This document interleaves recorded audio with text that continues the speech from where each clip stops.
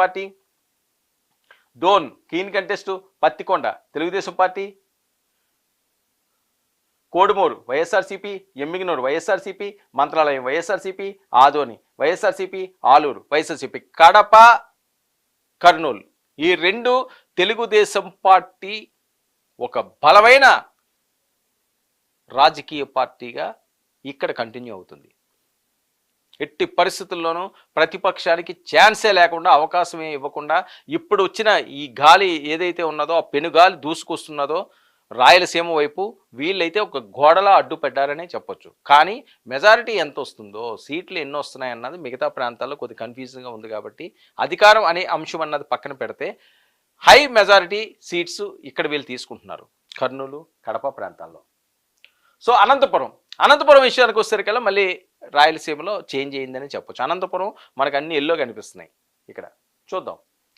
అనంతపురం జిల్లాలో Rayadurg Telugu Desam party, Uravakonda Telugu Desam party, Guntakal keen contest, Tadipatri Telugu Desam party, అలాగే Singanamala keen contest, Anantapuram urban Telugu Desam party, Kalyandurg Telugu Desam party, Raptadu Telugu Desam party, Madakasira YSRCP, Hindupur Telugu Desam party, Penukonda Telugu Desam party, అలాగే Puttaparthi Telugu Desam party, Dharmavaram keen contest, Kadiri keen contest. అంటే ఇక్కడ మనం చూస్తున్నాం 1, 2, 3, 4, 5, 6, 7, 8, 9 నియోజకవర్గాల్లో 14 నియోజకవర్గాలకు ఇప్పటి వరకు మనం చూస్తే 9 నియోజకవర్గంలో తెలుగుదేశం పార్టీ అనంతపురాన్ని స్వీప్ చేసింది.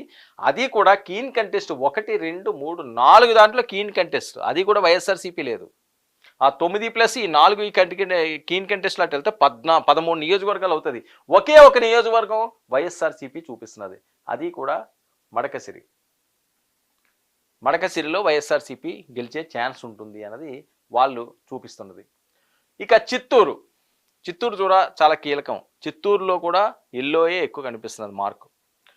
చిత్తూరు జిల్లాలో Thamballapalle Telugu Desam party, Pileru Telugu Desam party, Punganur YSRCP, Madanapalle keen contest,